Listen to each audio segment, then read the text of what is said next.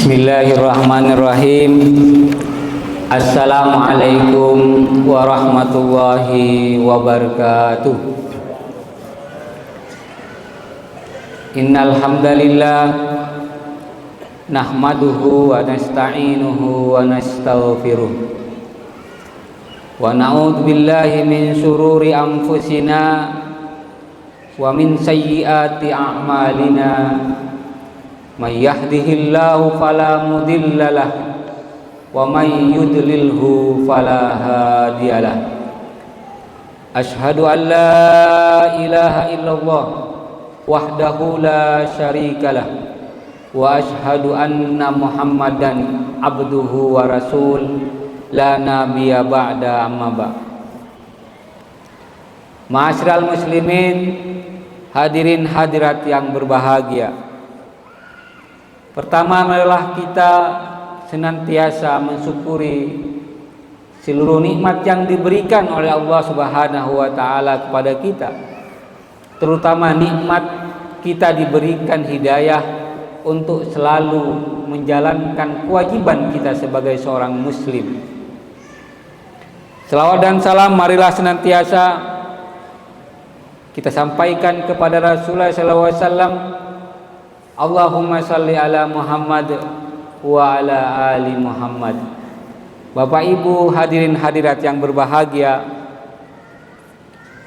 kita sudah mendengar dan menyaksikan berita gembira tentang gencatan senjata antara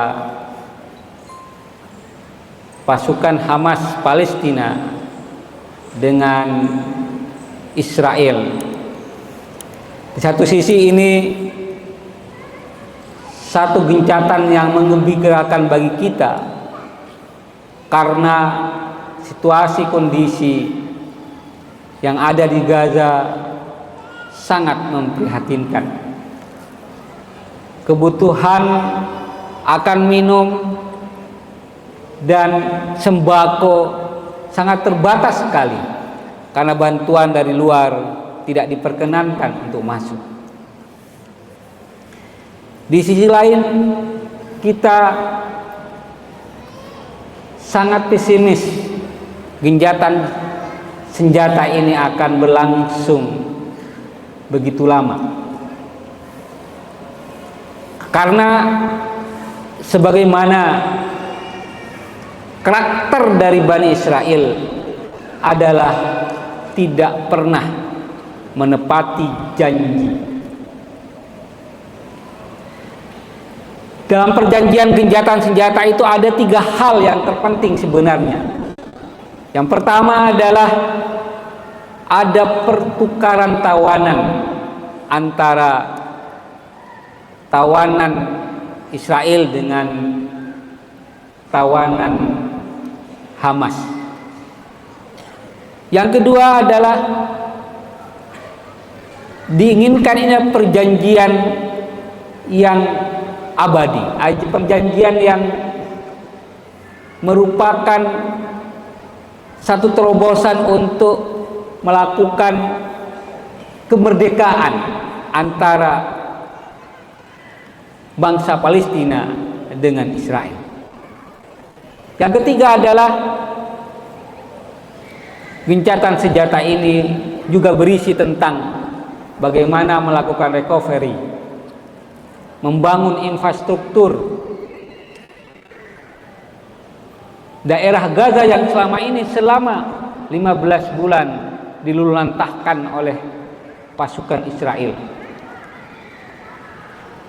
Gedung-gedung pendidikan hancur, rumah sakit hilang. Maka ini butuh waktu untuk melakukan pembangunan. Ma'asyiral muslimin rahimakumullah, kita sangat teringat dengan apa yang disampaikan oleh Allah Subhanahu wa taala, difirmankan Allah Subhanahu wa taala dalam surah Al-Baqarah ayat 83. Allah berfirman, a'udzubillahi minasyaitonir rajim. Wa id akhadna mitsaqa bani Israil, dan ingatlah ketika kami mengambil janji dari Bani Israel, la ta'buduna illallah, janganlah kamu menyembah selain Allah, wabil walidaini ihsana, dan berbuat baiklah kepada kedua orang tua, wadil kurba, dan karib kerabat, wal yatama wal masyakin, orang-orang yatim dan orang-orang miskin, wa qulu linnasi husna, dan berkatalah kepada manusia dengan perkataan yang berkualitas dan perkataan yang baik. Wa aqimus shalah, dan dirikanlah salat, wa atuz zakah, dan keluarkanlah zakat. Summa tawallaitum, kemudian mereka berpaling, illa qalila, kecuali sedikit di antara mereka, wa antum mu'ridun, dan banyak dari mereka termasuk orang-orang yang membangkang. Firman Allah ini disampaikan oleh Rasulullah SAW, melalui Rasulullah SAW dalam Al-Quran kepada kita umat manusia, bahwa Allah telah melakukan perjanjian dengan Bani Israel dengan 8 hal, sebagaimana yang kami sampaikan tadi. Namun kami ingin menggarisbawahi kalimat summa tawallaitum illa qalila, kemudian mereka berpaling, illa qalila, kecuali sedikit.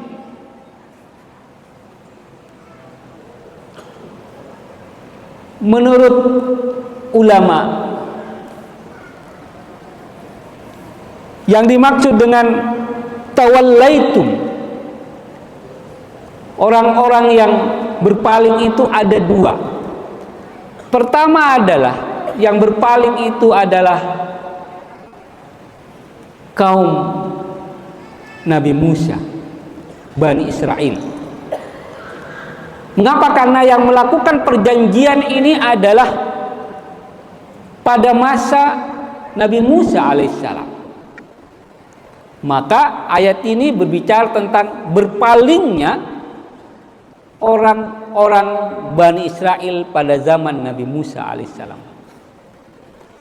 Pendapat yang kedua mengatakan bahwa tawallaitum di sini bermakna adalah yang berpaling itu adalah orang-orang Bani Israel setelah kaum Nabi Musa alaihissalam. Jadi pada zaman Nabi Musa mereka taat terhadap 8 janji ini kepada Allah Subhanahu wa taala, tapi kemudian generasi selanjutnya sampai generasi di mana Nabi Muhammad SAW diutus, banyak orang-orang Bani Israel ini yang berpaling.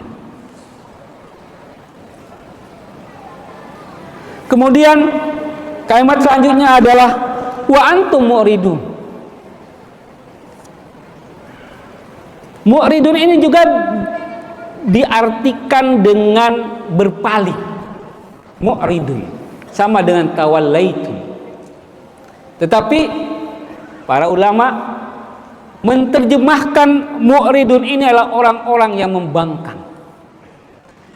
Kalau pada kalimat tawallaitum itu hanya berpaling, masih temporal. Tapi kalau mu'ridun itu sudah menjadi karakter. Jadi karakter orang Bani Israel itu adalah suka membangkang.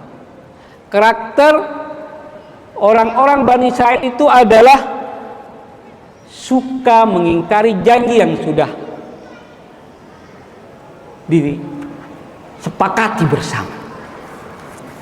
Masa muslimin rahimakumullah, kalau kami catat ada 4 perjanjian yang sudah diingkari oleh orang-orang Israel.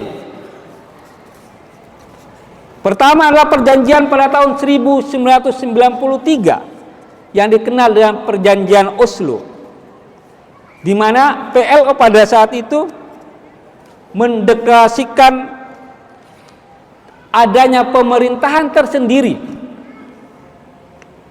Di Israel ada pemerintahan, di Palestina juga ada pemerintahan. Mereka berdiri sendiri. Namun perjanjian ini tidak ditepati, dan sampai hari ini juga masih terjadi pencaplokan wilayah Palestina oleh Israel. Yang kedua, perjanjian pada tahun 2000 yang dikenal dengan KTT Camp David, di mana pada perjanjian ini juga diharapkan ada perdamaian dan sebagai tindak lanjut dari perjanjian Oslo pada tahun 1093. Namun perjanjian ini berakhir dengan diingkari oleh negara Israel. Kemudian yang ketiga adalah perjanjian Roadmap Quartet, perdamaian Timur Tengah pada tahun 2003, di mana pada perjanjian itu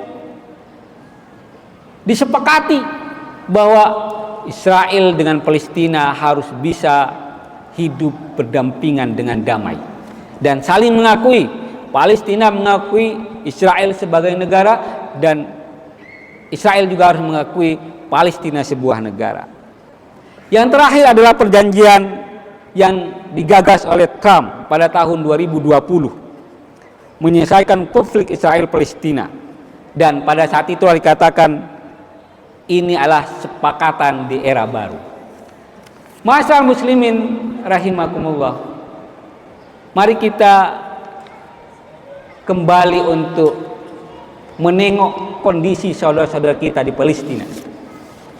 Kita dengan mereka memiliki akidah yang sama. Kita dan mereka adalah memiliki Tuhan yang sama. Kita dan mereka memiliki kiblat yang sama, nabi yang sama, kitab yang sama. Dengan kesamaan itu, tidak ada alasan bagi kita untuk mengobarkan solidaritas terhadap saudara-saudara kita. Mudah-mudahan ceramah singkat ini mengetuk hati nurani Bapak Ibu sekalian untuk lebih peduli lagi dengan saudara kita yang ada di Palestina. Billahi taufiq wal hidayah. Assalamualaikum warahmatullahi wabarakatuh.